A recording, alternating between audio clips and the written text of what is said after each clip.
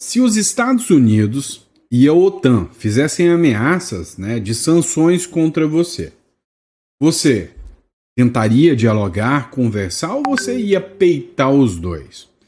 Pois é, dá uma olhada na foto desse avião publicado pela Bia Kicis. É sinal de que não deve se brincar com os Estados Unidos. Eu vou explicar para você o que está rolando. Outro ponto, a vida do Maduro não está nada fácil. A Maria Elvira Salazar volta a fazer pressão e críticas e entrou num bate-boca gigantesco. Inclusive, os Estados Unidos fizeram uma ameaça. E na ameaça dos Estados Unidos, eles estão dispostos a derrubar todo aquele governo ditatorial, de esquerda, que persegue e prende opositores. Você sabe algum aí para me citar? Se souber de algum, coloca no comentário. Mas não para por aí não. Também vamos falar sobre o Supremo Tribunal Federal aqui no Brasil. O Supremo Tribunal Federal está passando por momentos, digamos, difíceis em relação aos Estados Unidos e as pressões que o Donald Trump vem mandando para o Supremo Tribunal Federal. E aí o Supremo arregou. De certa forma, tentou sondar os Estados Unidos para bater um papo com o Trump, mas fracassou. O fracasso do STF da esquerda, segundo o Haddad, é culpa da extrema-direita. Inclusive, o STF também teve reuniões com o André Esteves, do BTG Pactual, e outros bancos também. Deu ruim. Tomou um não na cara, ou seja, os bancos deram um não na cara do Supremo Tribunal Federal. Até o Partido Novo entrou com ação lá no Supremo para que o sistema financeiro bancário do Brasil não seja afundado por causa de uma medida maluca do PT. Ele entrou com pedido no Supremo contra os ministros do Supremo para defender o sistema bancário do PT e do Supremo. E aí parece que vai dar ruim porque o sistema financeiro já está querendo rachar com o próprio Supremo, né? Bagunça isso, né? Mas eu vou te explicar com calma, fica tranquilo. Outra questão. No diálogo, o Trump colocou vamos dizer assim, um requisito para esse diálogo. Um dos requisitos para esse diálogo começa com B e termina com Sonaro, Bolsonaro, né? Ou seja, o governo brasileiro queria conversar com o Trump falou, a gente conversa, mas desde que o assunto tenha o Bolsonaro. E aí, a prisão domiciliar do Bolsonaro é um dos entraves, né, que prejudica e impede a negociação com os Estados Unidos. O Haddad, por sua vez, colocou a culpa na direita. Mas tem um monte de país que está conseguindo conversar com os Estados Unidos. Eu acho que é incompetência mesmo. Mas nós vamos falar sobre isso. Então, antes de mais nada, inscreva-se no canal, curta, compartilha, para você que busca um canal que vai trazer informação com qualidade, informação com seriedade para você, procura aqui, o botãozinho aí de inscrever-se, inscreva-se no canal, aqui você não tem risco de fake news, a gente trabalha sempre com informações mais fidedignas o possível, combinado? Então, para você que gosta do nosso conteúdo, compartilha também, manda lá no grupo do condomínio, manda para aquele vizinho chato, aquela velha chata que vive te enchendo o saco, falando PT, né? Aquele bem petista mesmo, ele falou mal de você lá no final do vídeo. Só precisa assistir um vídeo inteiro. Quem sabe você despetiza ele, tá? Brincadeira à parte, vamos para cima, bora de informação. Vamos lá, pessoal, dá uma olhada nesse avião russo. Quem acabou de publicar isso foi a deputada federal Bia Kicis, tá? E realmente é verdade, esse avião acabou de pousar, né, lá em Brasília, no aeroporto de Brasília. Pousou ontem, no domingo. Mas esse avião tem muito a ver, inclusive, com ações militares, com sanções americanas. Você deve estar sabendo que existe uma guerra entre a Ucrânia e a Rússia. Isso você sabe. E que a OTAN, de certa forma, está do lado da Ucrânia contra a Rússia, está realizando uma verdadeira proxy war. O que é proxy war? É uma guerra por procuração. Quem está lutando contra a Rússia é a Ucrânia. Mas, na verdade, estão recebendo armamentos da OTAN e dos Estados Unidos. Acontece que o Donald Trump está fazendo de tudo para essa guerra acabar. E aí, a Rússia, que é a invasora, está sofrendo um monte de sanções, tanto a Rússia quanto as empresas russas. Acontece que existem vários países que estão financiando, através da compra de combustível, através de compra de produtos e negociando com as empresas russas, o que não deveria estar acontecendo por causa das sanções norte-americanas. Quem negocia com os russos pode sofrer sanções. Adivinha? O Brasil está comprando muito petróleo russo. E aí, pode virar alvo de sanções da OTAN inteira, que podem chegar até 500% de tarifa. Agora, o grande problema desse negócio é este avião aqui. Não é só a compra de fertilizantes, não é só a compra de petróleo, é a abertura para empresas, inclusive aéreas, da Rússia também. Dá uma olhada nessa matéria do Doni Silva News, né, republicada pela deputada federal Bia Kicis. Pois é, e também quem publicou, né, acerca desse avião russo que pousou no Brasil foi o site de extrema esquerda, né, o Diário do Centro do Mundo. Avião sancionado pelos Estados Unidos chega a Brasília, vindo de Moscou. Publicação 11 de agosto. Um avião russo, Ilyushin IL-76, que está na lista de sanção dos Estados Unidos, pousou no Aeroporto Internacional de Brasília na manhã desse domingo. A aeronave de matrícula RA78765 partiu de Moscou e fez várias escalas antes de chegar à capital, incluindo paradas no Azerbaijão, Argélia, Guiné. A chegada gerou curiosidade, já que o motivo do voo permanece incerto. Ninguém sabe o porquê esse voo chegou aqui. E aí você quer saber o que é pior, que acendeu uma luz vermelha lá nos Estados Unidos, que está todo mundo querendo saber o que aconteceu? A ANAC, que é a Agência Nacional de Aviação, não registrou horários de voo comercial para o avião. Ou seja, meio que esse avião chegou em sigilo, né? E aí, ela é uma aeronave de versão conhecida como cargueiro, tá? Então, é uma aeronave cargueira, então não se sabe o que veio nessa aeronave, não se sabe o que tinha ali dentro. Ela pode ser utilizada tanto para fins militares quanto para fins civis e pertence à Aviacom Zitotrans, uma empresa que já enfrentou sanções por parte do governo dos Estados Unidos em 2023 devido ao transporte de cargas para a Venezuela. E aí, você acha que o Lula está cutucando a onça cavara curta ou não está? Né? Então, apesar de tudo, né, que a gente está acompanhando, é um navio que pode ser utilizado para fins militares, foi flagrado em Brasília, é sancionado pelo Donald Trump e brotou no aeroporto aqui em Brasília, já foi sancionado por dar suporte e apoio à Venezuela, esta empresa. Será que o Trump vai dar uma olhada numa matéria dessa e pensar o quê, hein? Já que falamos em Venezuela, já que falamos em aliados, dá uma olhada nisso aqui. Movimento Colômbia, tá? O Maduro está na mira dos Estados Unidos. Os Estados Unidos já estão articulando e a qualquer momento eu posso ter o prazer, eu posso ser o felizardo de chegar aqui com a matéria para vocês e falar: caiu o preço do ovo, dona Maria. Não, caiu o Maduro, caiu sem vergonha, mequetrefe, do ditador que mata gente, que prende gente, que dá golpe em eleições. Eu posso a qualquer momento estar falando isso, porque os Estados Unidos já fizeram um anúncio que a qualquer momento pode acontecer uma operação militar contra o Maduro.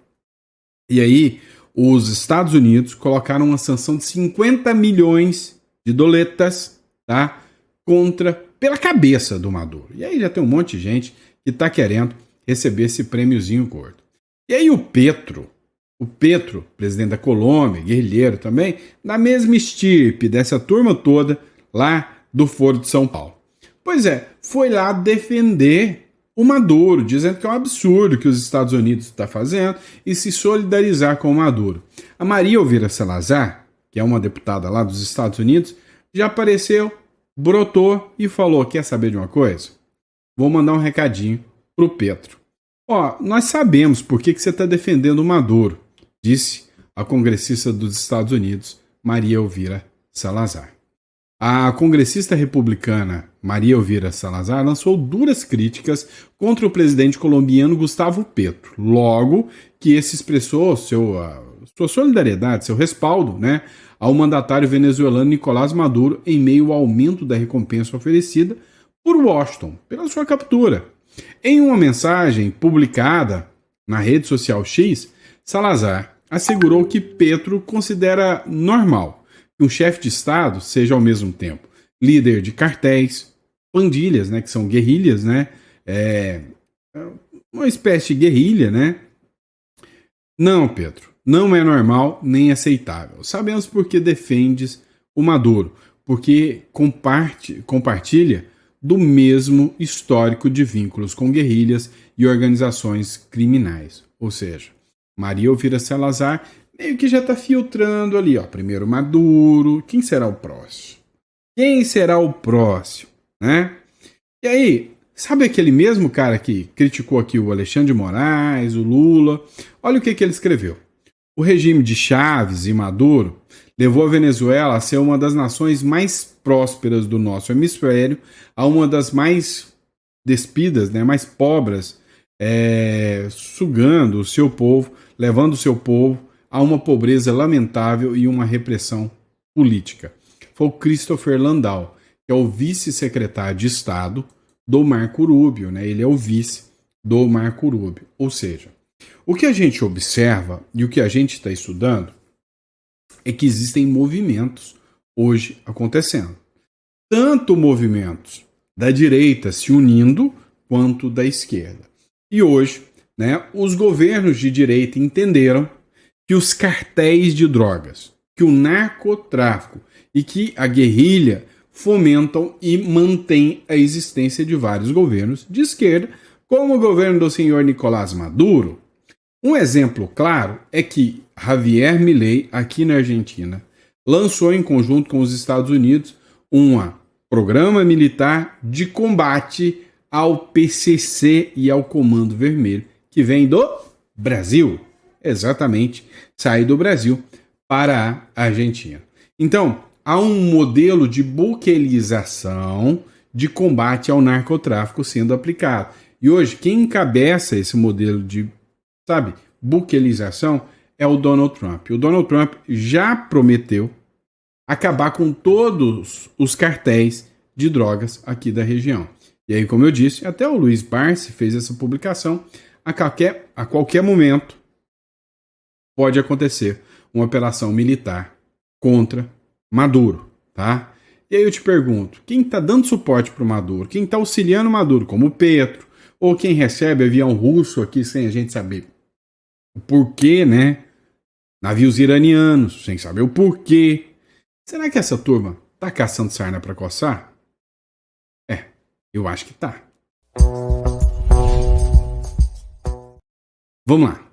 Olha só. Enquanto, né, o noticiário anda envolto, né, na batalha com os Estados Unidos, dá uma olhada nessa aqui. O STF tentou sondar os Estados Unidos sobre sanções, mas fracassou. O que aconteceu? Os Estados Unidos aplicaram sanções magníficas ao ministro Supremo, Alexandre de Moraes. Não pode ter mais cartão de crédito, não pode ter mais conta bancária, mas isso não quer dizer que foi uma sanção para o ministro. Quer dizer que foi um aviso para os demais ministros. Falou, olha, o negócio é o seguinte, a Magnífica chegou para o Alexandre de Moraes, até então ele está falando, né? Não foi proibido de usar rede social, nem de aparecer em rede social, e está falando muito. E aí, os magistrados acionaram interlocutores influentes no Congresso dos Estados Unidos, especialmente os republicanos, mas ouviram que poucos têm acesso real aos planos de Trump. A tentativa ocorreu após Darren Beattie alertar que aliados de Moraes estão avisados e Washington está monitorando de perto, está monitorando tudo, está olhando tudo com uma lupa. O que os ministros estão fazendo, o que os aliados do ministro estão fazendo e o que quem dá suporte aos ministros estão fazendo. Ontem, o Lauro Jardim fez uma publicação lá no jornal o Globo e ele dizia o seguinte, olha, os ministros do Supremo não estão com medo da Magnitsky, estão apavorados. E aí veio mais uma publicação que merece ser analisada, claro, também do Globo, tá? Essa é de André Esteves, tá? Não, da Malu Gaspar, desculpa, André Esteves é do BTG, da Malu Gaspar. O que os ministros do Supremo ouviram dos banqueiros em reunião tensa sobre a crise com o Trump? O que rolou? Em uma atmosfera descrita por um dos participantes como cordial, mas tensa, dada a preocupação dos ministros, os banqueiros fizeram uma detalhada exposição sobre o impacto da Magnitsky e ficaram sabendo, por exemplo, que até para autorizar os PIX de seus clientes, os bancos fazem uma varredura automática via sistemas para secar se o cliente é ou não é alvo da lei. Isso significa que, mesmo que quisessem, os bancos não poderiam driblar os bloqueios da lei Magnitsky. Olha só. Então eles queriam fazer um sisteminha para driblar o bloqueio, para ajudar um certo alguém sancionado. Olha só. Mesmo que isso custasse o sistema financeiro inteirinho. Vinícius Carrion escreveu o seguinte: de acordo com o Globo, estavam presentes os representantes do Itaú, do BTG, do Santander, além do presidente da Febraban. Moraes, Gilmar Mendes, queriam entender até onde os banqueiros achavam que Trump poderia ir em sua escalada. Abre aspas, toda essa movimentação mostra que o quanto o Supremo está incomodado e preocupado com a ofensiva de Trump, mesmo que em público façam ironias e procurem não passar recibo. Ou seja, tão desesperados? Sim. E aí o PT entrou com uma ação lá no Supremo Tribunal Federal e disse o seguinte: o Supremo impede os bancos de aplicar a Magnitsky no Alexandre de Moraes. O problema é que o PT não está nem aí o que vai acontecer com você. Imagina se todos os bancos brasileiros, aquele que guarda o seu dinheirinho, tomar uma tunda do Trump de uma hora para outra e ficar fora do sistema financeiro internacional. Já parou para pensar o que vai valer o seu rico dinheirinho depois de uma dessa? Você vai ter sérios problemas. Não tenha dúvidas disso. E aí, o Partido Novo acionou o Supremo Tribunal Federal contra o pedido do PT de impedir sanções ao Alexandre de Moraes. Literalmente, né, o presidente do Partido Novo, que é o Eduardo Ribeiro, ele entrou com ação no Supremo Tribunal Federal pedindo que a ação do PT, que busca impedir as instituições financeiras de aplicar sanções contra o ministro Alexandre de Moraes, não seja aceita. E aí, dois problemas surgem aqui, tá? Primeiro, vem cá, o PT entrou com ação a favor do ministro Alexandre de Moraes. Detalhe, só que aqui ele entrou a favor de um CPF. E aí, para tal, o Alexandre de Moraes tinha que dar autorização. Não pode um terceiro entrar com ação em favor do outro. Terceiro? Não tem jeito. Não, quem teria que entrar com ação falando, olha, não quero que a lei seja aplicada contra mim, era o próprio Moraes. Não pode ser o PT em nome do Moraes. Já viola toda a base do direito aí. É uma ação burra. É uma ação burra, sem conhecimento nenhum de direito. Começa aí. Esse é o primeiro ponto. O segundo ponto são os efeitos catastróficos se o STF dá uma decisão como essa. Se o Supremo dá uma decisão como essa, todo o sistema financeiro brasileiro pode entrar em colapso se saírem do sistema SWIFT. O que é o sistema SWIFT? É o sistema de negociação via bancos. Até aí tá ok? Tá tudo bem? Beleza. Então o que acontece? Ele pediu para não aplicar. E aí vem a cereja do bolo. Se, e somente se, essa ação cai na mão de algum ministro ou de uma turma, e o ministro fala, não, sua ação está errada, Eduardo Ribeiro, do Partido Novo. Eu vou rejeitar e vou proteger o Moraes. Parabéns, encontramos mais um, né, apto a levar a lei Magnitsky. Agora, se ele fala, não, eu vou rejeitar, eu vou aceitar a ação do Ribeiro e vou permitir que os bancos sancionem Moraes. O Moraes pode ter se lascado nessa, E aí, né, o ministro que deu essa decisão se sai bem nessa e pode ganhar um votinho de confiança dos americanos. Mas enfim, tanto o governo brasileiro quanto os ministros do STF já estão começando a sentir o baque, já viram que não deu resultado e estão querendo conversar com o Trump. Mas tem uma condição que começa com Bol e termina com Sonaro. A gente vai falar sobre isso no próximo bloco. Pois é, dá uma olhadinha nisso. Matéria do Goiás 246, né? O Trump põe Bolsonaro como condição para diálogo e cria impasse nas negociações. Olha isso. O governo brasileiro, sob liderança de Luiz Inácio Lula da Silva, enfrenta um impasse nas negociações com os Estados Unidos. Há um crescente pessimismo em Brasília, pois o presidente americano Donald Trump tem ignorado os pedidos de diálogo. A avaliação do governo Lula é que Trump só aceitará conversar se a situação do ex-presidente Jair Bolsonaro for incluída nas negociações. Meu amigo, a situação não está nada fácil para Lula, né? Segundo o R7, a prisão domiciliar do Bolsonaro também está sendo um entrave que prejudica as negociações entre Brasil e Estados Unidos. Então, vários especialistas, inclusive especialistas da área jurídica quanto da área econômica, já disseram isso. Segundo a especialista em direito empresarial Anderson Balão, advocacia, Naila Aguardo Ribeiro Franco, negociações diplomáticas e comerciais em TEV devem seguir critérios técnicos e econômicos. E aí não tem aqui, né?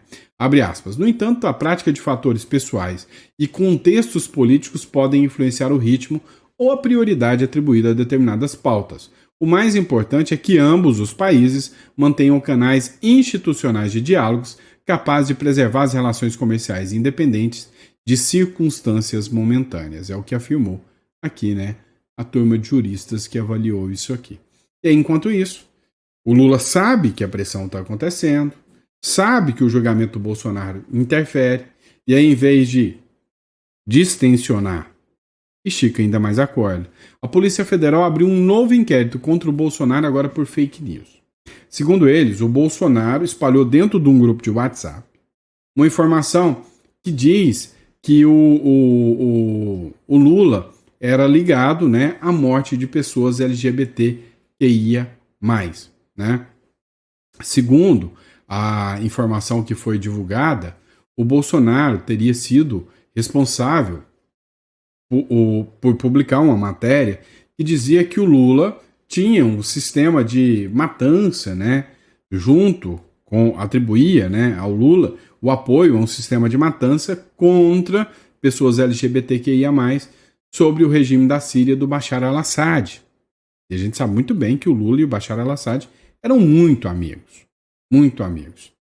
O detalhe é que o processo foi aberto. Ninguém viu a publicação para saber se realmente o Bolsonaro falou alguma coisa no sentido ou não. Tá? Então, tensionaram ainda mais a corda, esticaram mais a corda para buscar mais uma punição contra o Bolsonaro.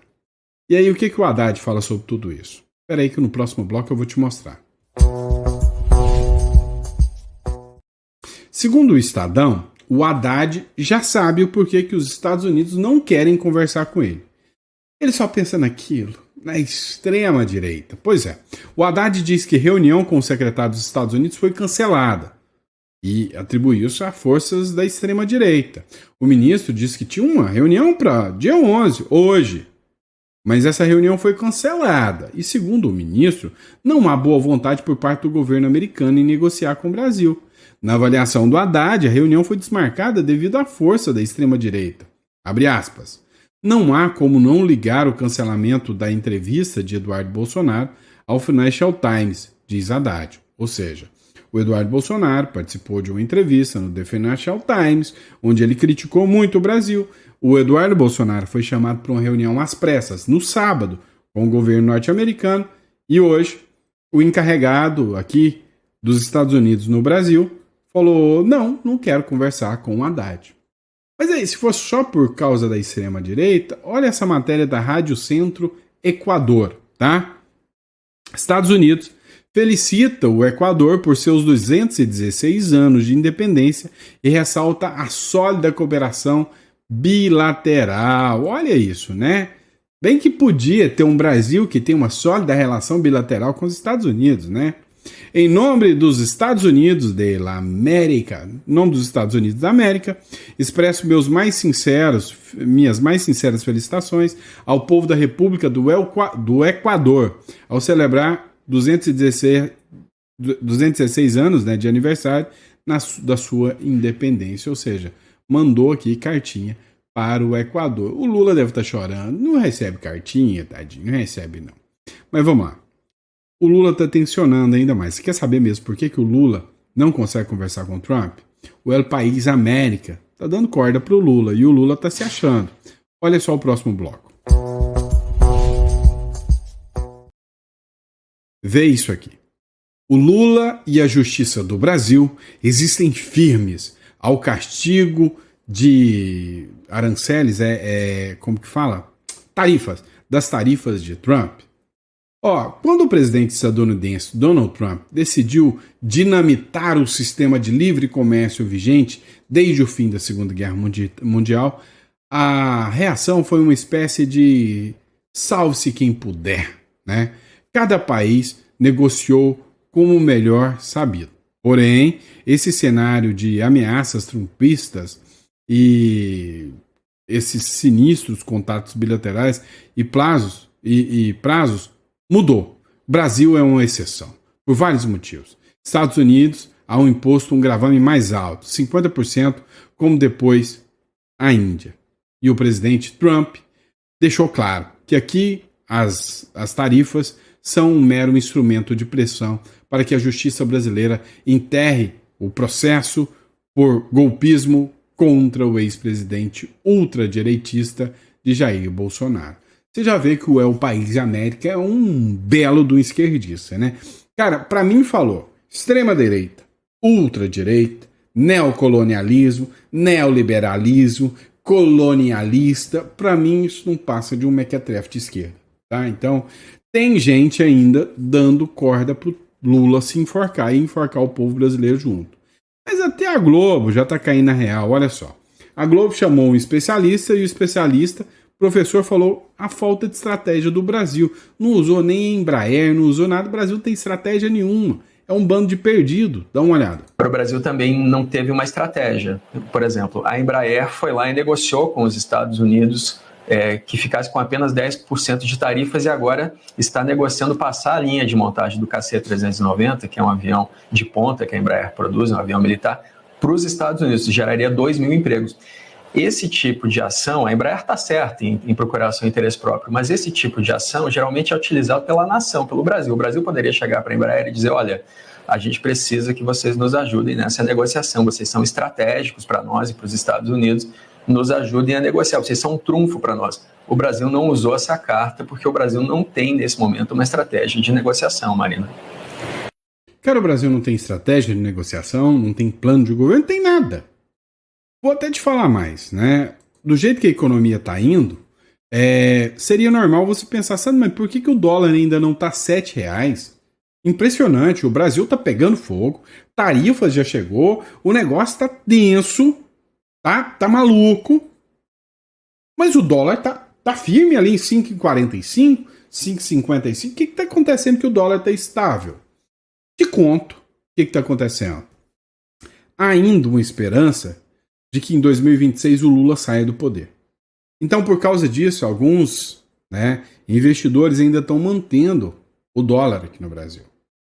O que vai acontecer? Se o Brasil está bem, o dólar abaixa. Se o Brasil está uma meleca, o dólar sobe. E aí, o que está segurando o dólar até hoje? A expectativa e a esperança que o Brasil possa melhorar e que esse mal que sofremos é um mal passageiro. É isso que está segurando o dólar ali. Se a gente sentir que esse mal não é um mal passageiro, né, de certa forma, a pressão dos Estados Unidos em cima do Brasil está segurando o dólar. O dia que os Estados Unidos falam, não, esquece, não dou conta disso mais não. Nosso dólar vai virar o Bolívar venezuelano. E aí, olha só para dar exemplo para vocês. Outra matéria da Globo News, descascando a economia do governo Lula. Olha só. Já relatos, primeiro, de paralisação de negociações, o mercado ele para observar os movimentos antes de seguir com negociações e entender os próximos passos nesse ambiente de incerteza.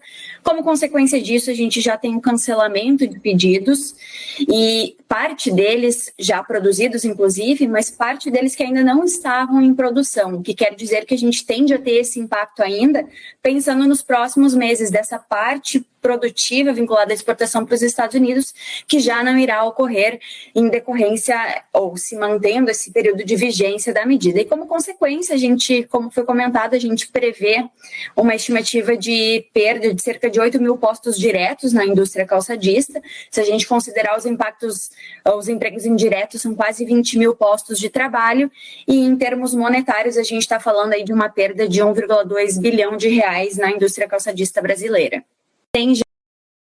Resumindo, vamos perder emprego, vamos perder investimento, vamos perder dinheiro entrando no Brasil, vamos perder a eleição em 2026, né? Dá uma olhada, ó. Cronistacom é um jornal da Argentina. A Argentina volta a pisar forte na região e consolida sua liderança em 2025. Dá uma olhada. A Venezuela, ó, isso aqui são dados que são considerados mentirosos pelo país da Venezuela. 2%.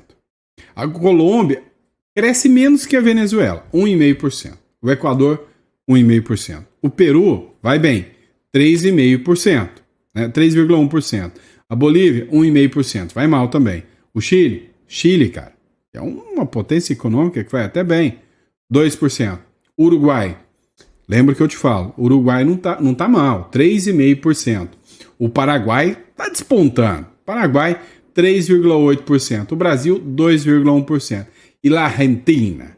A Argentina é o milagre econômico de Brasil, de América do Sul, ou seja, a Argentina, 5% se comparado aqui.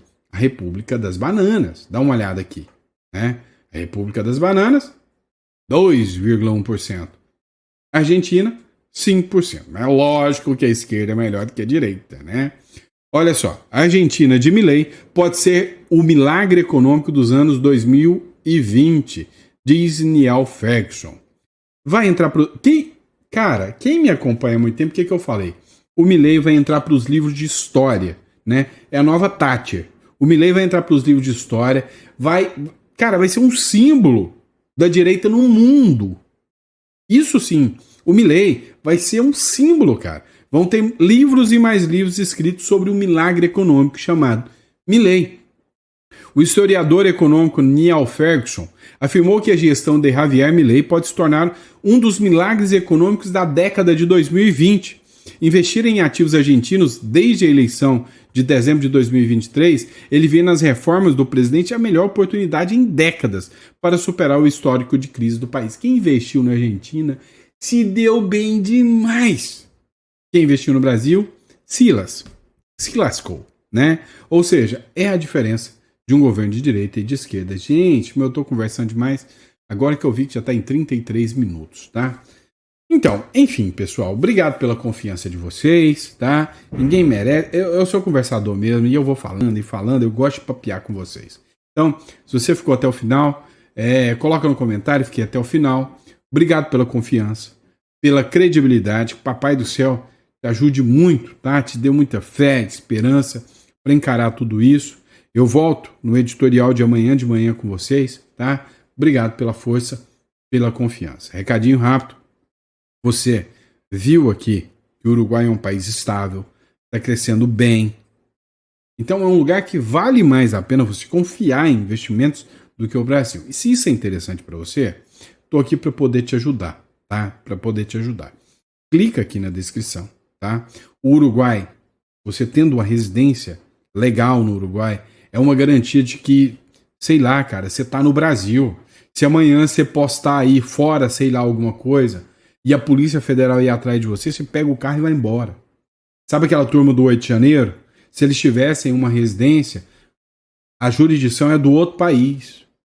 Olha o que aconteceu com o Alan dos Santos, estava lá nos Estados Unidos, não foi nem extraditado. O Oswaldo Eustáquio e um monte de gente do 8 de janeiro fugiu para a Argentina e outros países, tem um monte que está preso fora do país. Absurdo o que aconteceu com essas pessoas. Por quê? Porque eram ilegais nesse país. Então, você tem que ter. É uma chave de liberdade. Se depender de mim, eu tenho 3, 4, 5 residências, porque é uma garantia, tá? É uma garantia, tá bom? Obrigado, fiquem com Deus. O link está aqui na descrição. É só mandar uma mensagem pra gente. Grande abraço.